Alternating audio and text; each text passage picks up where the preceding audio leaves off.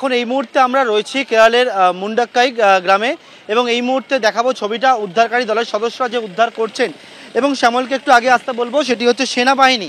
তারা কিন্তু sniffer dog নিয়ে এসছেন এবং সেই স্নিফার ডগ নিয়ে এসে একেবারে যে ঘটনাস্থল এখানে এই মুন্ডাক্কাই যে গ্রামটা সেটি হচ্ছে কিন্তু একেবারে তুমি দেখেছিলে চুলালবেলা গ্রাম, এবং এই মুন্ডাক্কাই গ্রাম হচ্ছে পাহাড়ের আরও অনেকটা ওপরে এবং সেখানে স্নিফার ডগ নিয়ে এসে একের পর এক জেসিবি সেখানে প্রবেশ করানো হয়েছে। সেই প্রবেশ করিয়ে উদ্ধার কার্য চলছে। কিন্তু এই গোটা মুন্ডাক্কাই গ্রামের ছবিটা কি, সেই ছবিটা হচ্ছে চারিদিকে শুধুমাত্র ধ্বংস, সেই ধ্বংসের ছবি। একের পর এক ঘর সেটা ভাঙা অবস্থায় পড়ে রয়েছে।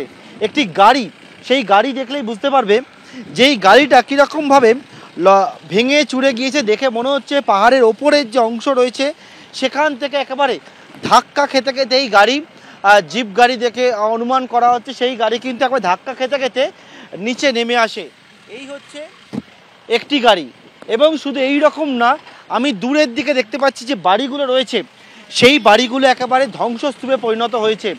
এবং এই যে মুন্ডাক্কাই যে গ্রাম এবং চুলালবেলার যে গ্রাম ছিল, তুমি দেখেছো চুলালবেলা গ্রামটা পাহাড়ের ওটা নিচের দিকে, এখান থেকে পাহাড়ের ওপর থেকে একেবারে এই যে কাদা মাটি জল, সেইটা সোমবার গভীর রাত্রে হু করে যখন নামতে শুরু করে তখন গোটা গ্রামটায় ধুয়ে যায়। যাদের একবার পাকা বাড়িগুলো ছিল সেই পাকা বাড়িগুলো দেখতে পাচ্ছি সেটা ভেঙে চুরে গেছে, কোনো বাড়িতেই কোনো সদস্য নেই। বেশ কিছু বাড়ি যেমন রয়েছে দেখতে পাচ্ছি সম্পূর্ণভাবে ধূলিসাৎ হয়ে গেছে। একদিকে যেমন মানুষের সন্ধান চলছে, প্রাণের খোঁজ চলছে, তারই সঙ্গে সঙ্গে অনেকের পোষ্য, সেই পোষ্য পাহাড়ের বিভিন্ন জায়গায় ছিল, সেই পোষ্য উদ্ধার হচ্ছে। উদ্ধারকারী দলের সদস্যের সঙ্গে কথা বলবো। স্যার, पहाड़ी के ऊपर में कहाँ से मैं देख रहा बहुत सारा डॉग। रूम पूरा बंद था, कोई आदमी नहीं था, बाहर पड़ा था और उसको सब मैं रेस्क्यू करके लेके जा रहा है। नीचे जाके वेटनरी को दिखा के फिर मैं सेफ में ही रखेगा। इसका कभी ओनर कभी आता है वो लोग को वापस दे देगा। ক্যামেরা শ্যামল জানার সঙ্গে পার্থপ্রতিম ঘোষ, এবিপি আনন্দ। ধস বিধ্বস্ত ওয়েনাডে মৃতের সংখ্যা 300 ছাড়িয়ে গেল। কেরল সরকারের স্বাস্থ্যমন্ত্রী বীণা জর্জ জানিয়েছেন ভূমিধসে এখনো পর্যন্ত 344 জন খবর পাওয়া যাচ্ছে মৃত্যুর খবর।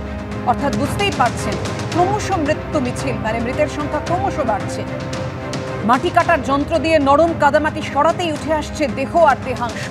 পুরো বস্তু যে নিসর্গ প্রকৃতি ছিল তা মৃত্যুপুরীতে পরিণত হয়েছে। ওয়েনাডের এই চূড়লমালা ধ্বংসস্তূপ সরিয়ে চলছে প্রাণের সন্ধান। দিল্লি থেকে ড্রোন নির্ভর অত্যাধুনিক প্রযুক্তির রাডার দিয়ে প্রাণের খোঁজ চালানোর পরিকল্পনা করা হচ্ছে।